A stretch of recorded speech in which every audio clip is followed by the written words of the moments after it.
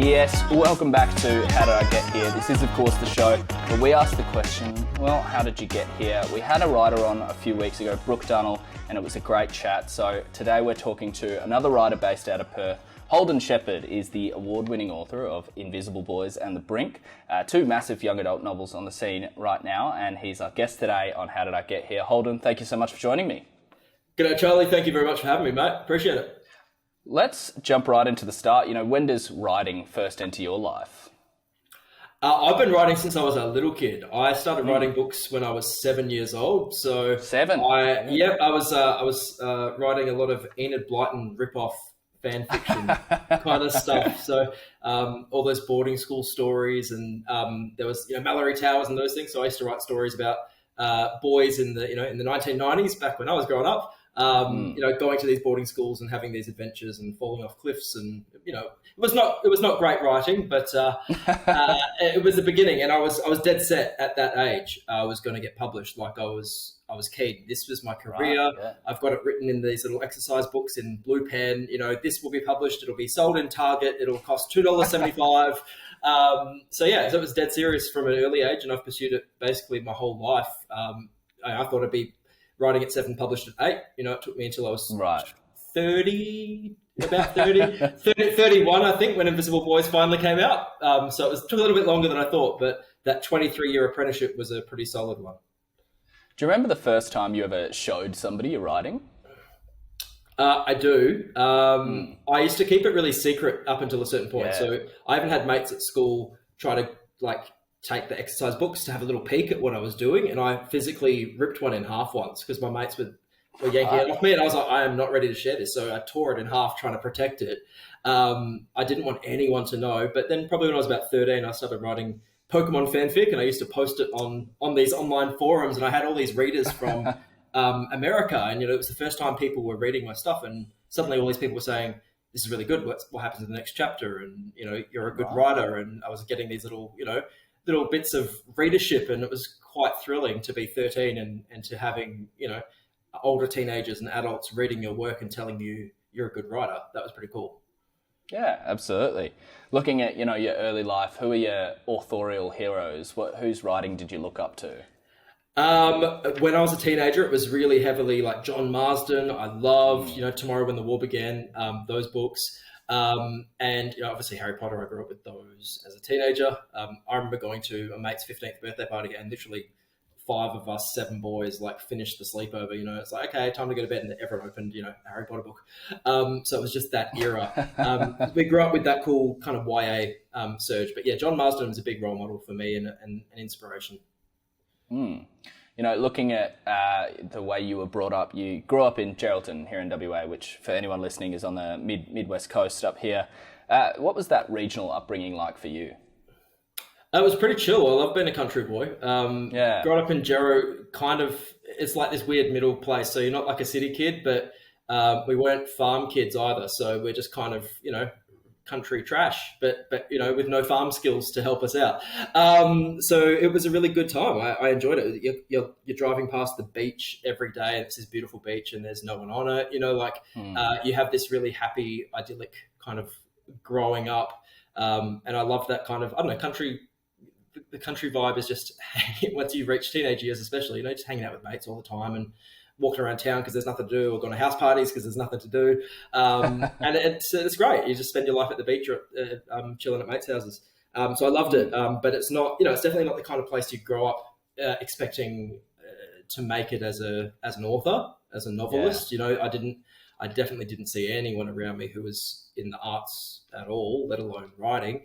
So I remember just laying on the trampoline out in the backyard. We had this half acre, and I just kind of lay on the trampoline, look at the sky and think okay, cool. How do I get out of here? I loved it, and I still love Gero, but it was how do I go from being this country boy to being what I want, which is this acclaimed best-selling novelist? Yeah. I know a lot of your writing focuses on the struggles of being gay as a young person. Is that something that you experienced growing up in Geraldton? It was, yeah. It was a big part of my life from 14 to 19 kind of thing. You're struggling with who you are and trying to work out your place in the world. And there were certainly some really dark times in the older teen years that made it really hard. especially, if you throw in a few other factors, if you're in the country, but then, I'm Catholic, I'm half Italian, so there's a lot of traditional kind of Sicilian family expectation. And then, I grew up in a very working class kind of blue collar background. So my dad ran an earth moving business. Me and my brothers were laborers with him, kind of, digging trenches and operating mini excavators from a young age and that kind of thing. So that kind of world is not really, it doesn't really fit with what you expect a gay man to be. So I had a difficult time working myself out, but thankfully, I reached out to services when I was younger, and they helped me out a lot, kind of anonymously, and I got through it all and came out the other side. And married now with a husband. We've been together 15 years, so it ended up good. It got better, and then obviously I've used that to kind of write about in my own work as well. Now, here at Student Edge, of course, we love hearing about what people were like as students, their student lives.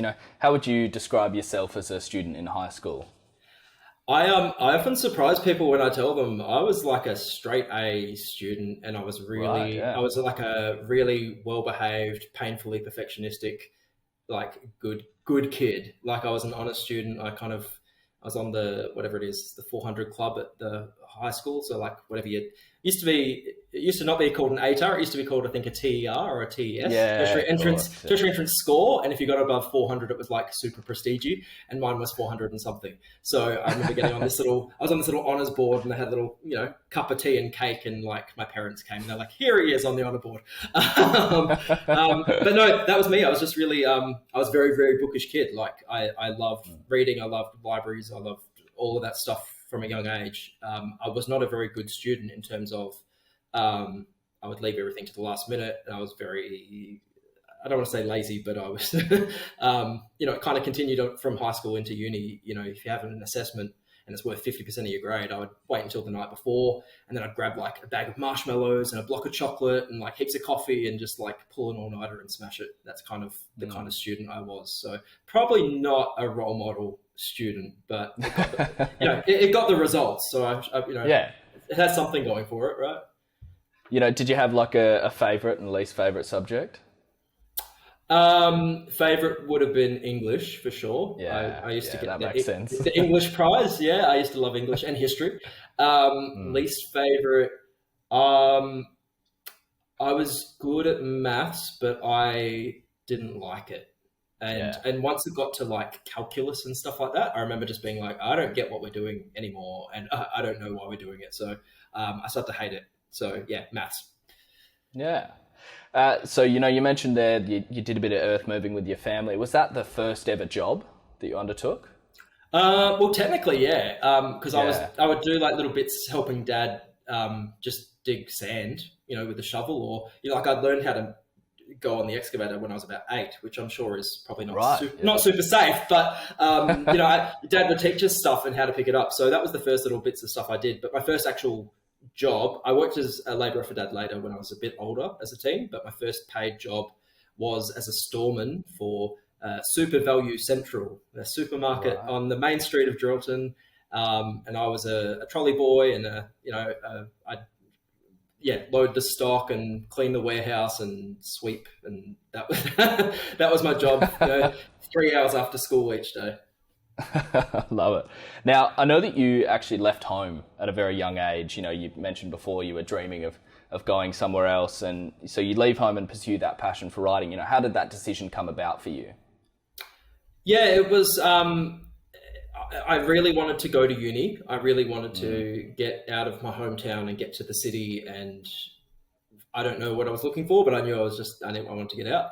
I actually nearly chose science at one point because I had a lot of people around me. If you come from that kind of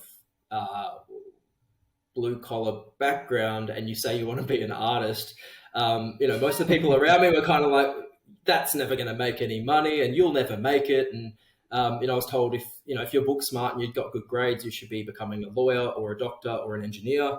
And if you're not doing that, you're being wasteful of your talents. So I had a lot of that going around. So I nearly did science, thankfully ended up still choosing writing.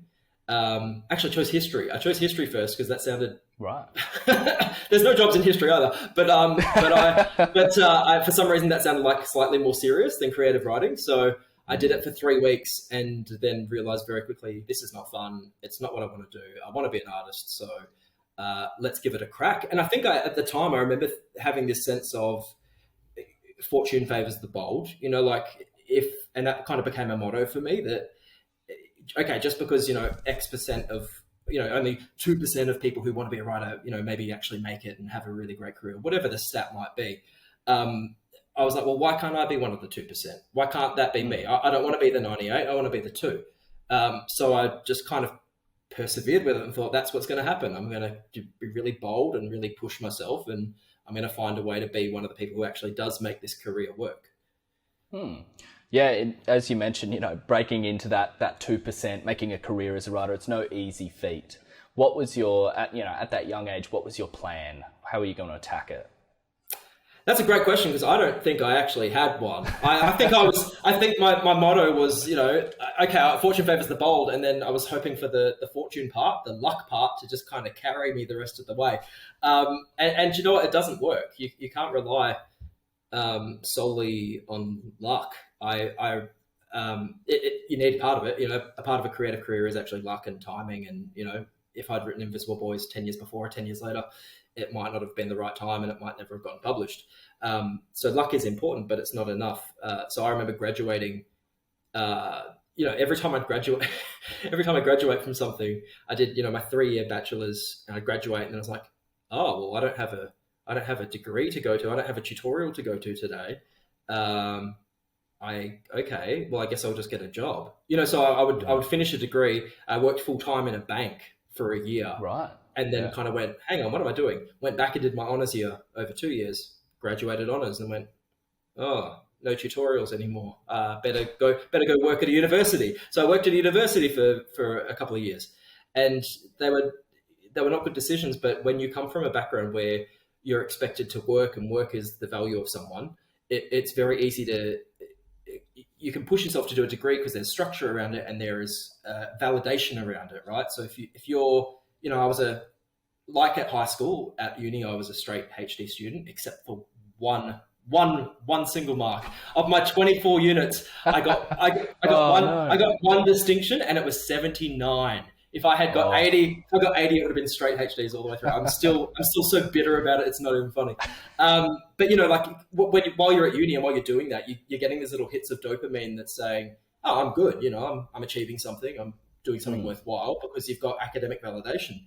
The moment you leave uni, you don't have anything. It's like doing homework for the rest of your life with no pay. So it's very easy to default to either I'll study more or I'll get a job. And so I kept doing that a couple of times till I eventually worked out, like, dude, you're gonna have to sit down and write a book on your own, and that's the only way you're ever gonna make this career work. Yeah, absolutely. I don't think you can really say, put the uni experience in a nutshell better than that. So we'll look at now a little bit of your writing. You mentioned that you did study writing there at uni. Do you remember the first ever published piece?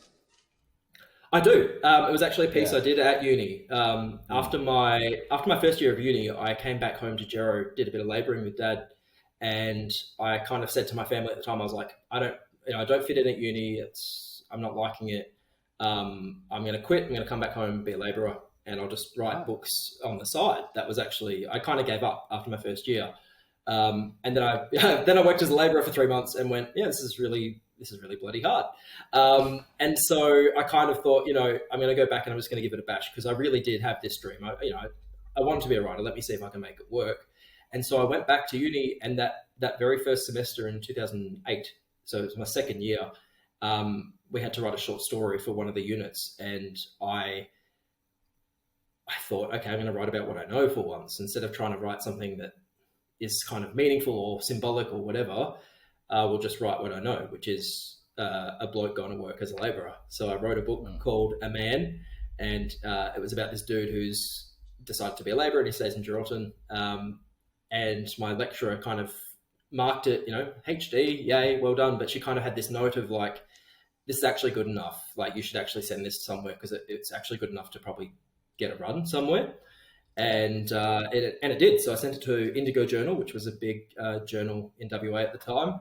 And it was picked up. I was 20, and I was starry-eyed. I think I got paid $150 or something for it. Like, it was, pretty minimal payment, but it was the first paid.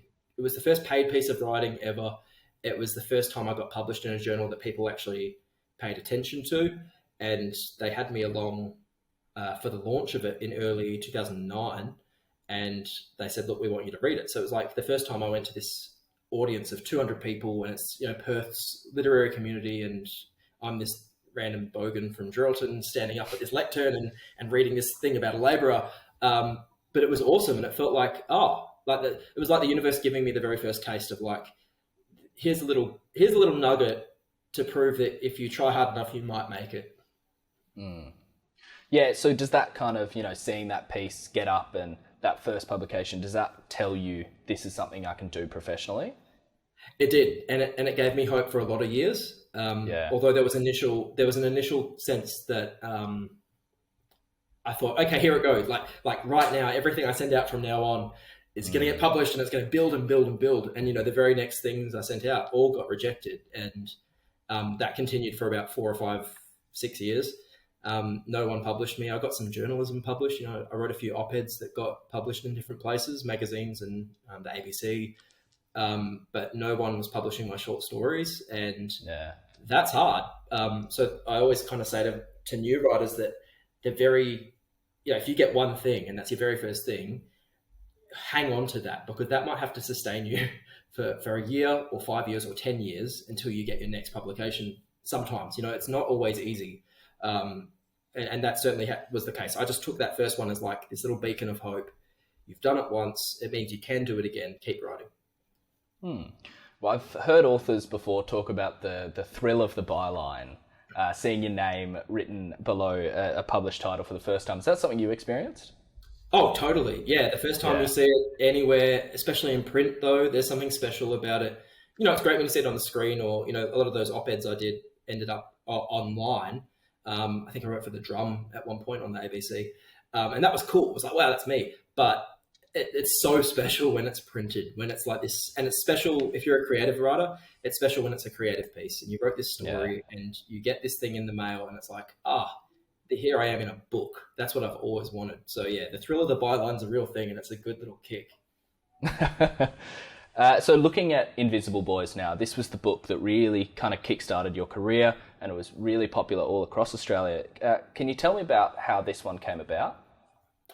Yeah, Invisible Boys, funnily enough, was a mistake. I feel like I'm outlining a career based on mistakes and missteps, really, but that's what it's been like for me, and probably, to be honest, for a lot of our writers, it's not a linear progression. It's this weird looping crossover thing. It takes a lot of years, but yeah. So Invisible Boys was an accident. I had spent from 2014 to 2016. I was writing a fantasy novel, and it was kind of maybe a young adult version of Matthew Riley kind of books. So like high octane action thriller. I thought it would get published. I thought it would be a bestseller. That's what I thought was in store for me. And I spent a lot of time on that. But then when it finally came out to pitching it to agents, sadly, no one was keen on it. And the feedback from agents was, it's okay, or your writing is competent, but it doesn't really stand out. No one's going to pick this book up off a bookshelf in a shop. And that really, really hurt. So I had to throw that book away. It was very, very hard. It was probably the second lowest point of my career. I just kind of sat there thinking, I've spent 3 years hustling and working so hard on this book. I thought I'd get published. Now I'm not. And it is brutal to have to be there in the fetal position on the couch, mourning your book, and then realize that the only way to continue is to start again from scratch. You have to start again from the very bottom and work it all again. But that's what I did. So I had this little plan of releasing a few short stories as ebooks. And I was like, I'm going to do 4 short stories and just let people know that I'm a writer, and then I'll work on a proper book. And then when it got to the 4th one, I started writing this little short story. And I thought, I'm going to write about growing up gay in Geraldton. And the intention was to write a full-length book about an adult man like myself at that age. I was 28 or whatever. And I thought, I'm going to write a book about that. But before I do, let me just dip my toe in the water. I'll write a little short story about this character when he's 16. and I started writing it, and it just kept going. It was meant to be a short story, and it ended up ballooning out to this 100,000 word long thing called Damage Control at the time, and then I renamed it Invisible Boys. And I kind of sat there and went, like, I felt really good about it. It just came roaring out of me in 2 months, this whole manuscript, and it was raw and honest, and it felt to me like maybe it would have a chance. And my husband read it and he was like, "This is really good. Like, I think you should send it around." And so that's what I did. I started sending it around, and eventually it won the Hungerford Award with Fremantle Press. Yeah. And part of that is they give you 12 grand cash prize, which is awesome when you're a povo artist, struggling to make ends meet. You really want the publishing contract, which is part of the prize, but you love the cash as well. Gave me a little cash prize, gave me a contract, and then it all started to take off. Obviously, it got published and it found an audience, and it became an Aussie bestseller, which is huge. Yeah, so the book thematically, it covers things like identity and sexuality, and that sexuality, that identity being questioned. So do you see the book as autobiographical in any way? Massively, yeah. The funny thing is, a lot of artists don't like they'll be like, "Oh, the book is made up and it's fictional and it's not me." Me, I'm very different. I just kind of acknowledge that, yeah, this is drawn from my life. They're 3 made-up characters. The events in the book are fictional. It is a novel. But the emotional truth of each of these boys, Zeke, Charlie, and Hammer, they're all struggling with stuff that I struggled with. So the stuff, their deepest fears and their insecurities, it's pretty much me on the page there saying, this is how it felt. So hugely autobiographical, but still technically fiction. Now, speaking of identity, something that I noticed again and again in my research was your adherence to the mohawk. Where does this interesting hair choice come from? I don't know if I have a great answer. I've had a mohawk for most of my adult life since I was 21. Right. If I'm to be like philosophical about it and analytical about it, I was pretty shy and beige and insecure for the earlier part of my life. Like when I was that good boy, achieving at high school and achieving at uni, I was not really myself. I was this really good perfectionistic persona, and I was just generic. And at some point I kind of started writing and started being myself, and I came out, and it just kind of felt like, cool. Let the punk inside me kind of show. And so, it's always been what I've gravitated to. I've had a mohawk since 2009 or whatever it was. On and off. Occasionally I get bored of it and I shave it off, or I dye it red or blue or green, or make Liberty spikes out of it or something like that. But I think it's just a liberation thing of like, I'm here and don't mess with me, and I don't know, feels good. But that's me reading into it. On a day-to-day level, I'm just kind of like, I like having a mohawk. Absolutely fair. We'll take a step back from that little side journey there, back into Invisible Boys. As you mentioned, you win the Hungerford Prize for this, which comes with a publishing contract, and eventually Invisible Boys has turned into the novel that it is today. Can you tell me about the first time you received a physical copy of your book? I can. I remember it really well. I came back from my honeymoon, actually. So my husband and I got married April 2019, and then we went on a honeymoon to Italy and France, and it was awesome. So had this really great kind of trip away, and then came back, and my friend Jess Gately, who happened to work at Fremantle Press in their sales team or marketing, something like that. She was doing some casual work with them.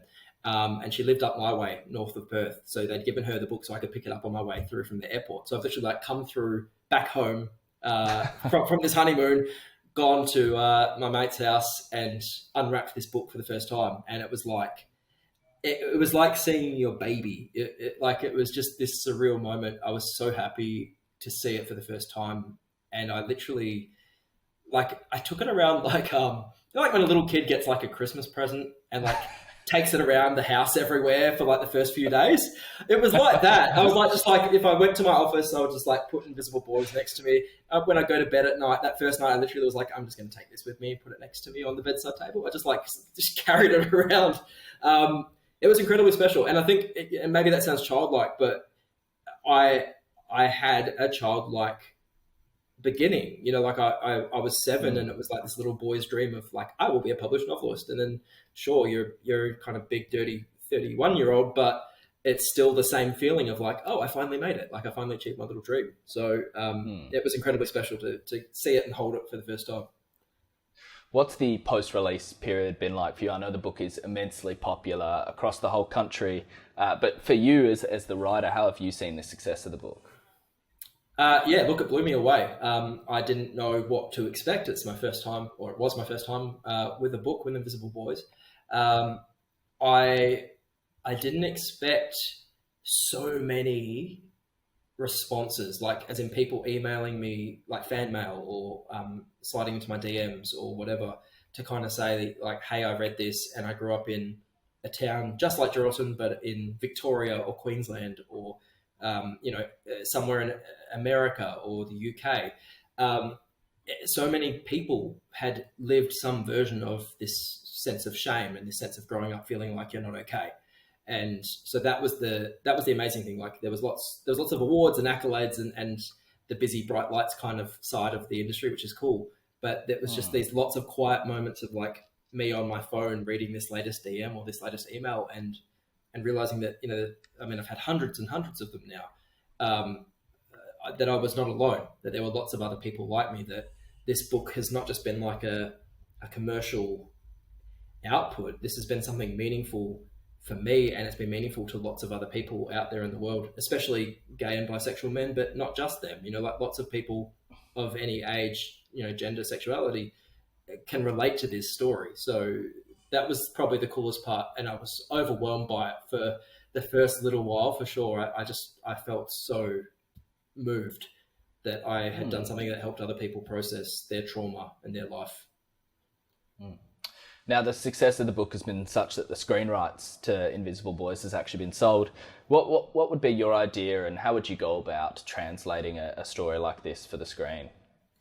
I have to be circumspect when I talk about the TV show because it's in development at the moment, so it's super exciting.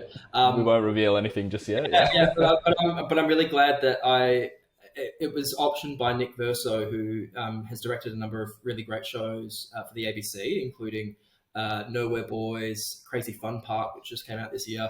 And now it's in development with Nick and with Tanya Chambers as the producer. And they're just, when you found the right people who really understand your work. So that's, I think that's what's special for me, is that they understand the work and what it is at its core. It's this book about boys. It's gritty. It doesn't shy away. It's raw. And they really want to honor that in making that. So I feel like I've lucked out. So the latest book is The Brink. Can you tell me about this one, how this came about? Yeah, The Brink is a locked room kind of thriller, except there's no room. It's an island. But this is about a group of high school leavers who head out, on their Leavers Week trip, or Schoolies Week as it's known over East. And they're expecting, the best week of their lives, and it becomes the worst. Because a body drops dead in the middle of the week. And this death has massive consequences for the whole group. So you have teenagers who are dealing with all kinds of things. So you've got Leonardo dealing with panic disorder, Kaya, who's a perfectionist, Mason, who's in love with his best mate. They're already struggling. And then when this body drops, it's like this catalyst for all of them facing their fears and facing who they really are. So The Brink has been out about 8 months, I think now. It's been... doing really amazing things. Just won 2023 Young Adult Book of the Year at the Australian Booksellers Indie Booksellers Awards. It's called the Indies. It's been shortlisted for a couple other prizes as well, which is pretty exciting. So it's really cool to see that one hit the world. And it's a fast-paced one. It's a thriller. It's a little bit I wrote it for a long time. So I was working on this during the fantasy novel, and then I put it aside. Then I wrote it after Invisible Boys, then put it aside again. So it's a book that took a very long time. It took me about 8.5 years, to be honest, to from start to finish. So it's really satisfying to finally get it out into the world. It's decidedly kind of different there are similarities to Invisible Boys with, the themes of identity, but it's a different novel. How did you go about, stepping into this mind space and creating this narrative? Yeah, the scary thing with the second book, I mean, there's this whole second book syndrome, it's called, where, writers, if you have a hit for a first book, everyone's like, cool, so how are you going to do that bigger and better next time? And it can become paralyzing for a lot of authors, and I was certainly terrified. But I had to keep coming back to the sense of what worked the first time. And what worked the first time was going into a book with no sacred cows, with no sense that there was anything I wasn't allowed to say. And so I had to wander into these three teenagers' voices and go, whatever I want to say is valid, even if it's rough around the edges, even if it's going to change the way that publishers or people in the media or my family or my friends or my readers see me, because everyone knows it's so personal. I have to throw that aside. So I'm just gonna have to write and be terrified, but I need to write from that same place. Otherwise, I'm not going to write a good book. So it was really about leaning into the fear and just doing it anyway. I know I won't hold you for too much longer, as we are coming to the end here at How Did I Get Here, but a couple questions we like to ask everyone here on the show. The first, I want to kind of frame with the author mindset. What advice would you have for other authors out there? Yeah, if you're starting out as an author, the thing that changed the game for me completely was 2014 or whatever it was, when I kind of went, I have to actually do this or it's never going to happen. So, up until that point, I had been that writer going, I'm going to write a book one day. I'm going to be a novelist. And, you're making notes all the time and you're drawing maps all the time and you're doing character profiles all the time, but you're not actually sitting there and doing the writing. So my advice to authors is, from a creative sense, is get there, start writing a really horrible first draft. It's allowed to be rubbish. The words will be not good, but you have to get a first draft down in order to write a good second draft. So what Stephen King would describe as the first draft, you're just telling yourself the story, and the second draft is where you kind of recraft it for the reader. So that is the most useful creative advice I can give, is to start writing badly. And then the second thing is probably from a more hustle mindset, but it works, is that you have to treat yourself as a business. If you're an artist, it's not enough to kind of go, okay, well, at some point when I have some time, I'll do some writing. No, you're a business. Like, you have to rock up on Monday and you've got to work from 9 till 5, or whatever time you have, in your calendar. But you have to start putting in chunks of time in your calendar, whether it's 4 hours a week, whether it's 40 hours a week. You have to start allocating time, committing to it, putting your butt in the chair and doing the work. That is the only way to make this your career and actually make it pay off. So start being a business from the beginning. And finally, a hypothetical we pose to everyone here on the show. Your 15-year-old self is sitting in front of you. What advice are you giving young Holden? Be yourself. Like, that's just the biggest one. Like, just from a just everything perspective, like, just be yourself and you'll be fine. But I think I'm going to use my motto again, because it works. Fortune favors the bold, and I want to tell him that. And I want to tell, if there's teenagers or young adults or people of any age listening, fortune favors the bold. Be bold. If you have a bold dream, just because you have a whole bunch of people around you telling you it's not going to work or that it's worthless or whatever, if you have fun doing it, if it makes you happy, just go do it. And there is every chance that if you work hard enough, there is a chance you'll make it. So, that's my advice. Can't say it any better than that. That is How Did I Get Here for today. Thank you so much for joining me, Holden. You can find us, student_edge on Instagram, Student Edge on TikTok, search us up Student Edge or How Did I Get Here on YouTube, and head to studentedge.org for all our articles, podcast deals, competitions, career tips, education advice, and much, much more. Holden, thank you so much for joining me today. Charlie, thanks for having me, mate. It's been a pleasure.